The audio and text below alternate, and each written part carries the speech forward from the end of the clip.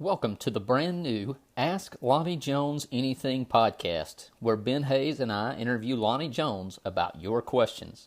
This episode is brought to you in partnership with the Ministry League at ministryleague.com. I'm Travis Creasy, and I'm so very glad that you're with us for today's introduction to this new version of the Batify podcast. We would love more people to discover this show, so please rate and review us on iTunes or your favorite podcast provider. Feel free to share on your social media, and please do subscribe. Enjoy.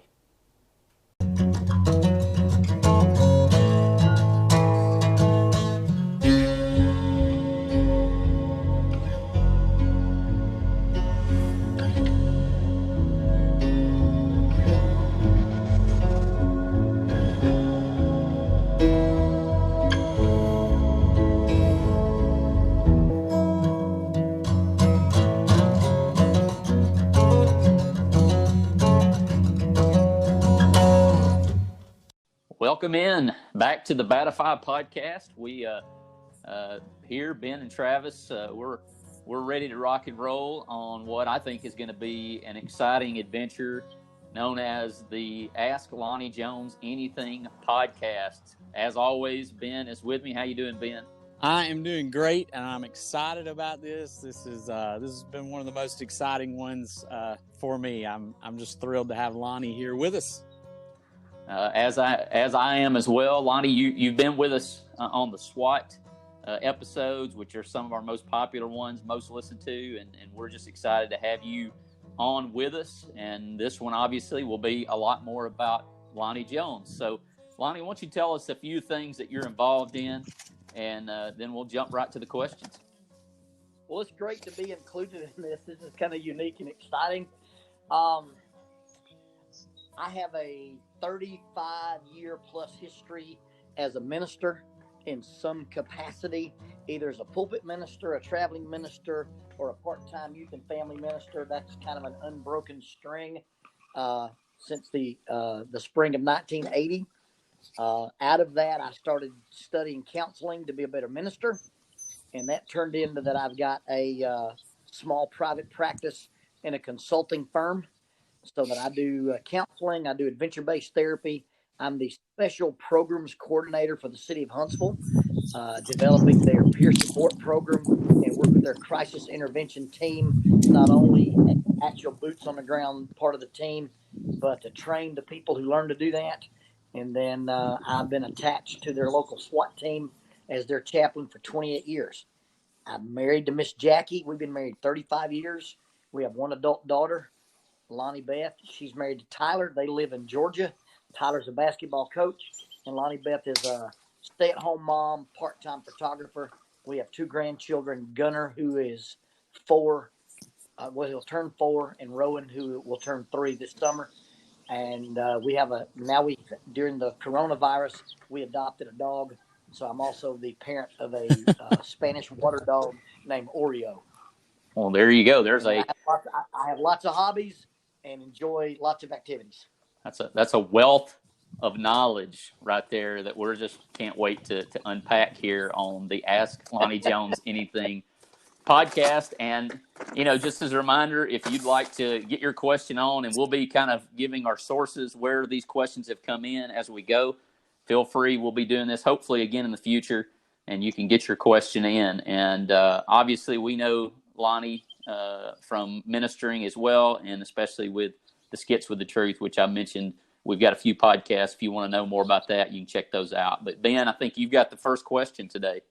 Yeah, and I think Lonnie's got so much, like you said, wealth of information, a lot of experience. So that's why we wanted to do this podcast to kind of pick his brain a little bit, because he goes from everything from climbing to hunting to some Brazilian jiu-jitsu. And so I think we've got some good questions that are going to, go into all of those areas.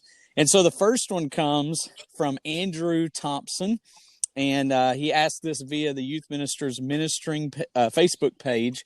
And he said this: what's the best submission move to use on a bear? On a bear? On a bear. .64 Casull pistol is really money. that usually is a showstopper.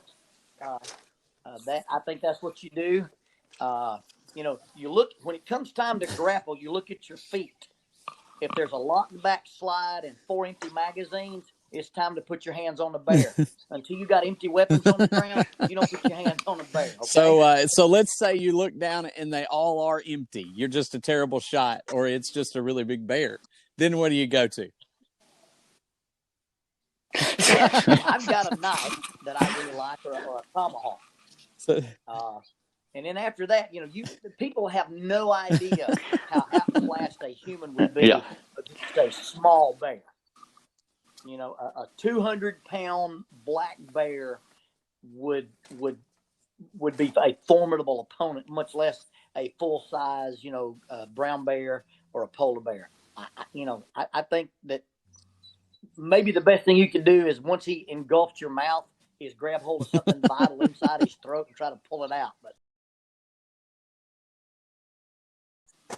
I read a story, and again, however, I think it was a 6-month-old Siberian tiger had been defanged and declawed and got loose, and it was in an alley, and I think it was 2 Dobermans cornered. And this is a 6-month-old baby tiger, and it broke ribs and shattered stuff just slapping these guys without any cutting gear.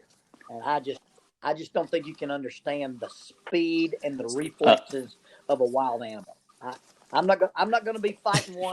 Find somebody or something that's slower than you are. That's exactly right. That's the move I use. Yeah. Now, if we're talking that, a kick to the common coronial. Well, I think you use the term force multiplier is what you want here, right? Yes. All right.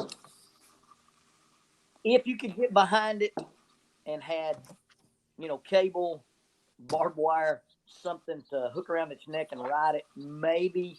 But again, the fur and the fat on a bear, I don't know that you could access his carotids to choke him out.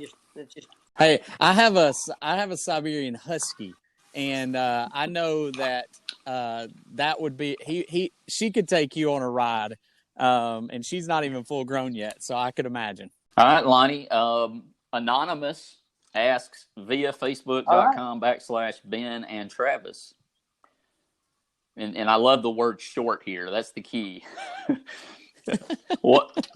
What's your short answer of how to explain the Holy Spirit? The Holy Spirit is one of the triune portions of the Godhead.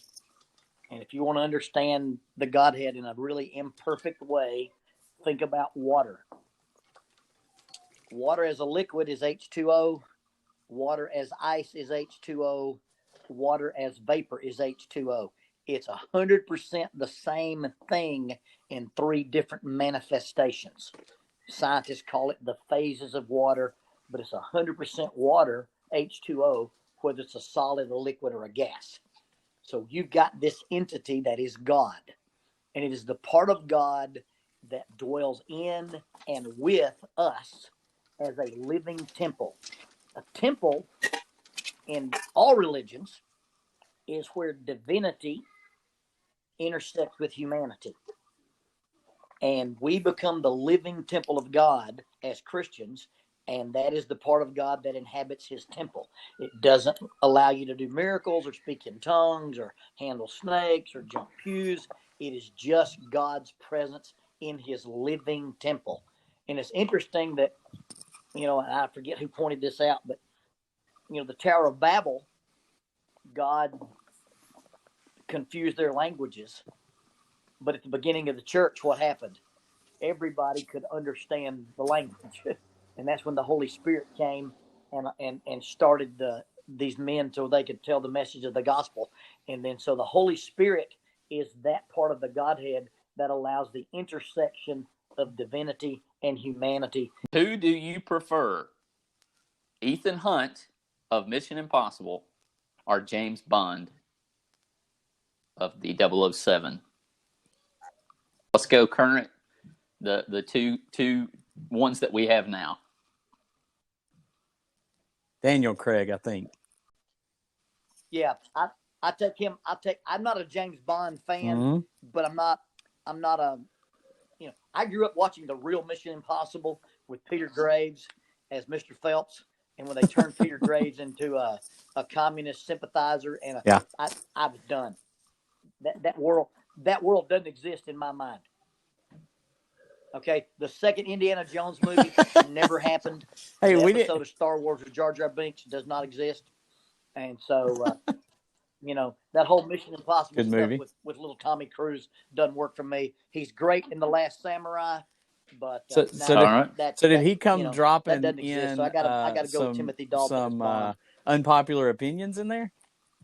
I mean, one of those, the Jar Jar Binks, is probably a popular opinion, but that's interesting.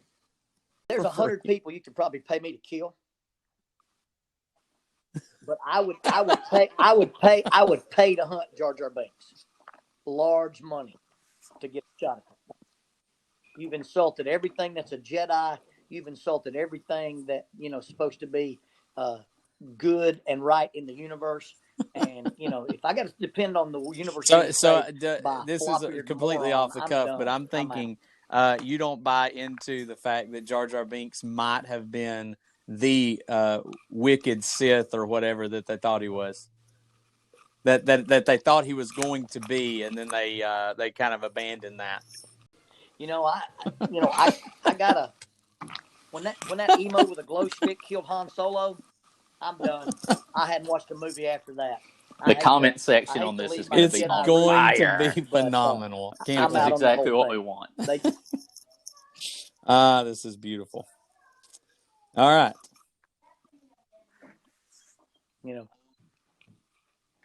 Darth Vader at one point was the only respectable bad guy in the make-believe universe, next to Dr. Doom. And then after they turned him into Mr. Potato Head, when they take his mask off, look, Darth Vader's actually Mr. Potato Head. Then I'm, George Lucas. Wow, this is going to be good. I know some people are going to love it. All right, so we're going to go serious again on you here, Lonnie. This is another anonymous ask via Ben and Travis Snapchat. If there are problems in the leadership, what is the job of the minister? How do you handle that problem? Or do you just let it continue until the members decide to handle it? As a minister, when you move into a congregation, you are in a situation that you did not cause. You are probably involved in a situation that you cannot cure, and you have to decide how to cope with it. Now, at the point that it becomes toxic to your family's personal spiritual health, then you either confront it or you leave it. But in those cases where a minister decides, I'm gonna ride out here and draw my sword and do battle, you end up splitting a church. Those elders are going to be held responsible for what they do with God's flock, and it's outside your jurisdiction. You either submit to them or you part company peacefully and work under somebody who you have confidence in. If you go to church every day and in your heart of hearts you disrespect these men, your salvation is compromised because you're not giving proper due and respect. Appreciate you answering that one. Travis, you got anything to follow up on that question with or anything? I appreciate the answer and agree wholeheartedly. Yeah. Well, here's another one. This is from Davis Farlow. He asked via Ben and Travis Snapchat, does Lonnie Jones collect Funko Pop? and I don't know if you know what Funko Pop is. He got this because I posted a picture of you on Instagram with the Funko Pop that I got you a few years ago. That's what that Funko, it's a bobblehead. Oh, okay. If that's Funko Pop, then yeah, I would probably like to have some more of those. But Travis randomly asked me if I could be one of any character that I read about in novels. And I said either John Clark or Jon Snow, because I read the Game of Thrones series before they ever thought about making a movie out of them. And so that's my guy that Travis bought me. And he's in my office on my bookshelf to the left. That's awesome. Number next. And this is anonymously asked, what is your best advice for implementing intergenerational ministry, which you may want to define that to some degree, in congregations? And what advice do you have to connect the church and youth ministry better? Intergenerational ministry is the idea that the church is an organism rather than an organization. And so if you read 1 Corinthians 12 and Romans 12 and Ephesians 4 about the head body concept of the church, think about an interactive, interdependent system. And so many times, church's organization looks like a flow chart. You've got, take 3 hula hoops and lay them outside in your yard. The youth group, the old group, the seniors group, and that's what church looks like. Take those hula hoops and stack them on top of each other, and those 3 circles should overlap. There were no demographics in the New Testament. You lost your identity as far as a demographic. There was no Jew, no Greek, no slave, no free, no barbarian, no Scythian in the New Testament church. Nobody ever got up and said there'll be a meeting after services of the Scythian ministry. All non-Scythians are welcome to attend. They lost that identity, and Paul says in Ephesians that, or in Colossians 2, that Christ is all and in all. In fact, the word is not even in the text. It should say Christ, all and in all. And so now, I don't think there's anything wrong with specialized ministry, but we become so specialized that the question of the church is, hey, what does the church do for this demographic, as opposed to saying, what does this demographic do for the church? And so our idea behind intergenerational ministry is getting those circles to overlap. Now, there's some things we do exclusively with our young people. There's some things we do exclusively with our widows. There's some things we do exclusively for the young professionals or the college age. But the overall look of the church should be an interdependent group, so that the church looks more like an organism than an organization. And really, intergenerational is not a program as much as it is a culture. And so if I wanted to start grassroots day one, I could do anything I wanted to do. I would copy what a little church in Bernie, Missouri did. And on Sunday nights, they pass out the collection plates, and they have cut up in the collection plate their church directory. And as it goes by you, you get a name out of it. And when you get the name out of it, that is a person you call, have a milkshake with, and pray for that week. And so as you pass these names out, a 70-year-old lady may get the contact number of a 7th grade girl. And a guy who's in college might get the contact of a young married couple with 2 small kids. And they're just basically causing that church to interact outside of their own comfort zones. And that's where I would start first. And once you got people who give each other attention, belonging, and support, that's the biblical model. As one, we should have the same care one for another, 1 Corinthians 12. And if one body member suffers, we suffer with it. If one body member is honored, we all rejoice with it. That's a simple pattern for attention, belonging, and support. And then I would read Philip Jenkins' book, Lunch That's Ladies, good stuff.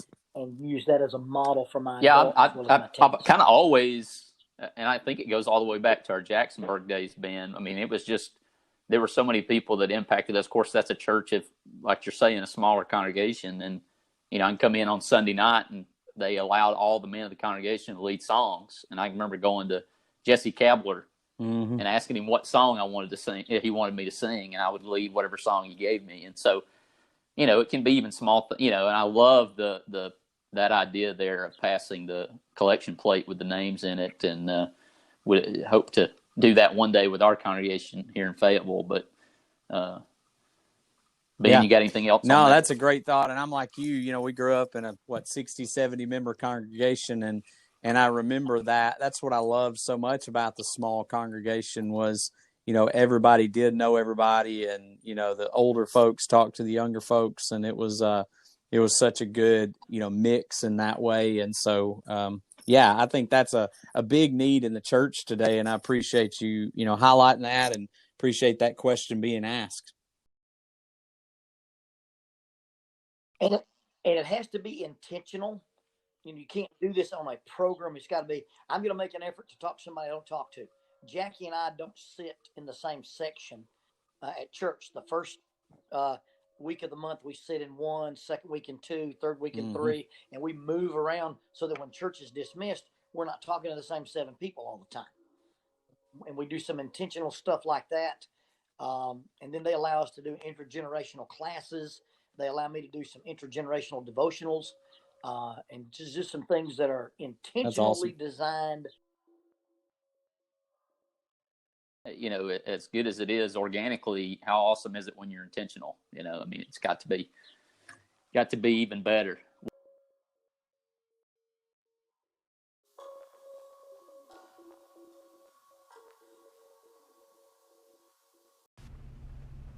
Just want to take a moment as we get ready to ask the final question to our guests to encourage you, if you are in the market or looking to create your own podcast, to look at Anchor. That's what we use. As you listen, you may be thinking, if these two guys can do it, then anybody can, and that's absolutely true with Anchor.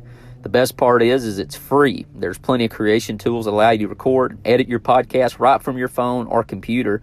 You can also contact and have your guests on from different locations or right there in the room with you. Anchor will distribute your podcast for you. It can be on Spotify, Apple Podcast, and many more. You can make money from your podcast with no minimum listenership. It's everything you need to make a podcast in one place. Download the free Anchor app or go to anchor.fm to get started.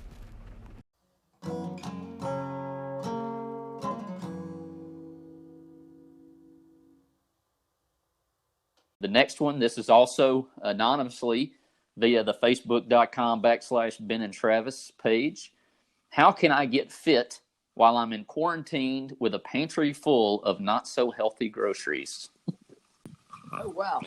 First of all, throw them away. Just, you flee the very appearance of evil. And so if there's something that you don't want to eat, don't give yourself the ability to eat it. Throw it away. I do a lot of. I'm a garage athlete, and so you work out at home, body weight exercises, push-ups, pull-ups, stuff for your core. You want to do your cardio, do some Tabata intervals. You can do that. Never leave your house. One of my Tabata routines, and Tabata is, you can do various versions of it, but basically it's 20 seconds on, 10 seconds off, 20 seconds on for 8 rotations. It becomes a 4-minute workout. And one of my classic Tabatas is to go out in the garage where I've got a bag hanging and throw punches for 20 seconds. And then when it beeps, I do push-ups for 20 seconds. And then it beeps, I throw kicks for 20 seconds. When it beeps, I do dips for 20 seconds. And you do 8 rotations, you got a 4-minute workout, you've raised your heart rate, and you're going to burn fat the rest of the day. And, I've got a tire in the backyard that I flip. I've got a rope in the backyard that I climb. I got a bag of chains that I do Turkish get-ups with. I'll do a push-up and drag the chains from my left side to my right side, do a push-up, drag the chains from my right side to my left side. And just, there's all kinds of stuff you can do at home to get fit. Push-ups, pull-ups, dips, planks. You stay pretty solid without ever going to a gym. And I've always said, don't join a gym unless you do push-ups in your living room. Well, the best shape I've ever been in my life was when I was a youth minister in Albertville, Alabama, and I hung a punching bag up, a full body punching bag, and I would just put on the longest Leonard Skinner or Metallica song and just punch it and try to punch it until the song was over. And Free bird, baby. That, and then of course something else. Yeah. There you go. And yes, Money for Nothing is 8 minutes. Okay. And I know that's not a Skinner song, but you put that on your running tape and just, go run. But yeah, I was running 3.5 miles 3 times a week at a pathetically slow pace, and then doing jiu-jitsu for about 2 hours a week. And when I kept that as a standard routine, I had a solid core and good cardio. And in Albertville, we would just get together on Sunday afternoon and wrestle. And man, I was like, I guess the word is shredded. The best I've ever been. And I played 4 years of football, and nothing got me like that. So and the grappling is a different gas tank. I know guys who can grapple for 45 minutes. They couldn't run from here to my mailbox, but they get on a mat, and it's a different set of wheels. Well, Lonnie, we sure do appreciate you taking time out to be with us. Obviously, we never get enough time to hang out with Lonnie, but it's been awesome. Thanks for being with us on the introduction of a new version of the Batify podcast. Be sure to download the Ministry League app and get all of our sister podcasts along with all sorts of great ministry material at facebook.com/ministry league.